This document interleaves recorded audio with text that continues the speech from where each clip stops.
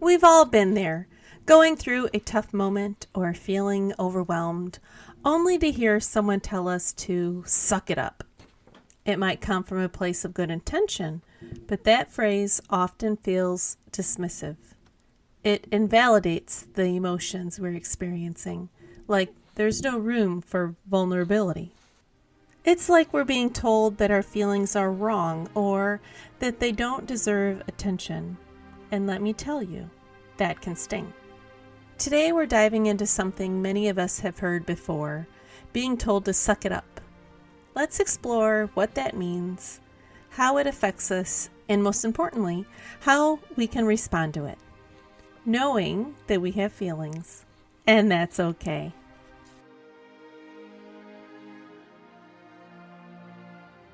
Welcome to And That's Okay, the podcast where we explore the ups and downs of life and remind ourselves that whatever we're feeling, it's for a reason, and that's okay.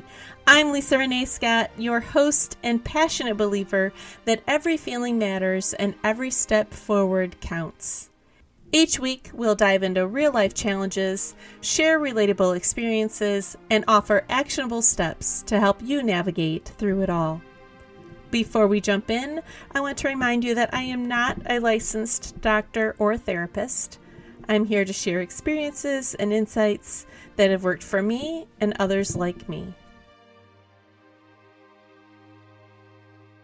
Sometimes life requires us to be strong and resilient, but resilience isn't about suppressing our emotions or pretending everything's fine.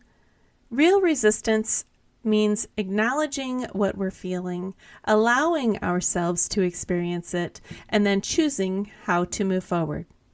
Being told to suck it up doesn't allow for that process. It cuts off the opportunity to truly understand what's going on inside, and that's where the real work begins. Let me share an example. So you may have gone through a particular rough patch trying to juggle everything, work, family, personal health, and you're exhausted.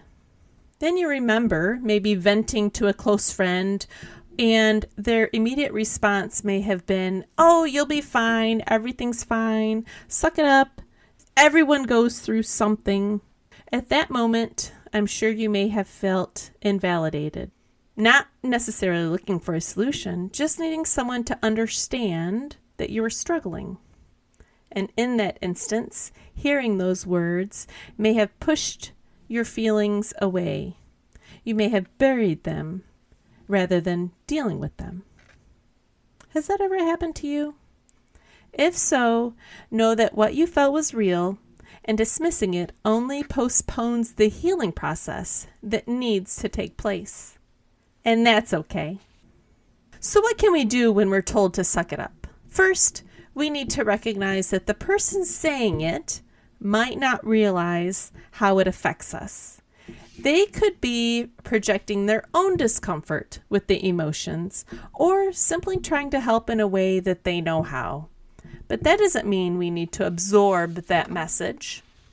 The next time you hear it, take a deep breath and remind yourself that it's okay to feel what you're feeling.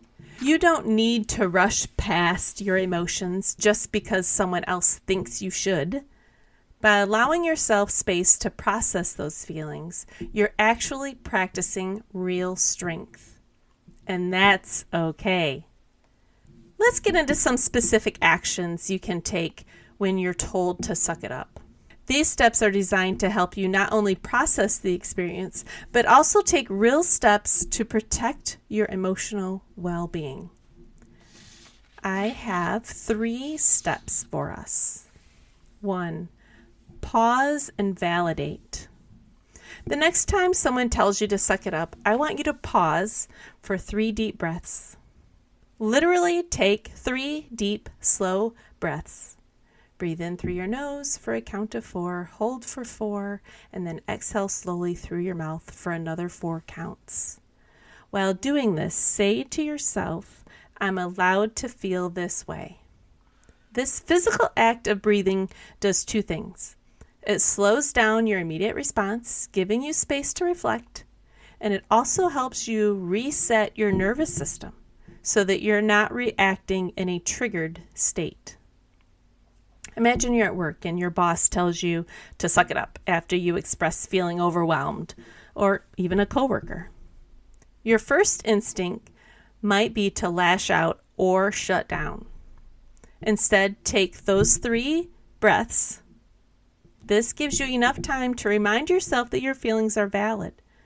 Afterward, you can choose how to respond calmly, which keeps you in control of the situation. After breathing, silently say to yourself, I am feeling, insert your specific emotion.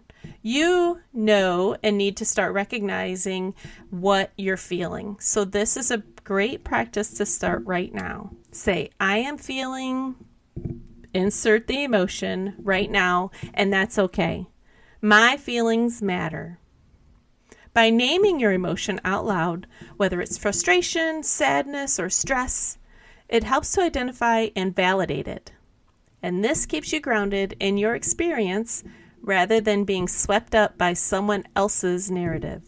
Action step number 2 is to set boundaries.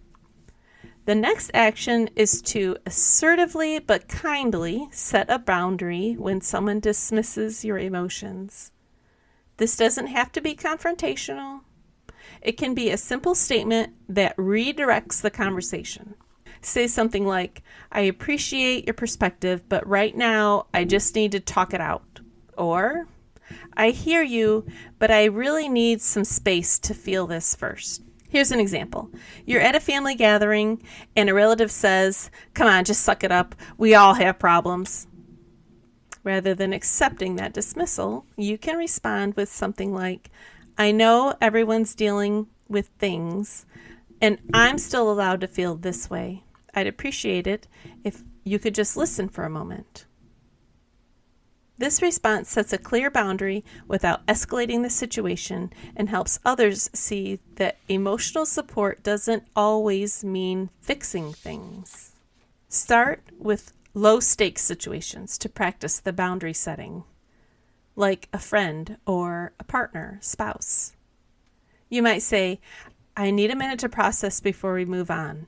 Or, I'm feeling a little overwhelmed and I could really use some understanding right now. This practice will help you feel more confident when the stakes are higher and you need to set boundaries with more difficult people. The third action step is to practice self-compassion. After a dismissive comment, take some time for self-compassion. This involves speaking to yourself with kindness, understanding, and support. You can do this by doing something simple but restorative. Make yourself a cup of tea, go for a walk in nature, or listen to calming music. Even 5 minutes of, quote, me time can make a big difference. After hearing a harsh suck it up, take a break. If possible, physically remove yourself from the situation, even for just 5 minutes. Step outside, go to the restroom, go take a short walk, and while you're walking, remind yourself that your emotions are valid and give yourself permission to feel them without judgment. Use affirmations like, it's okay to feel overwhelmed right now, I'm doing my best. Or, I deserve to take care of myself even if others don't understand.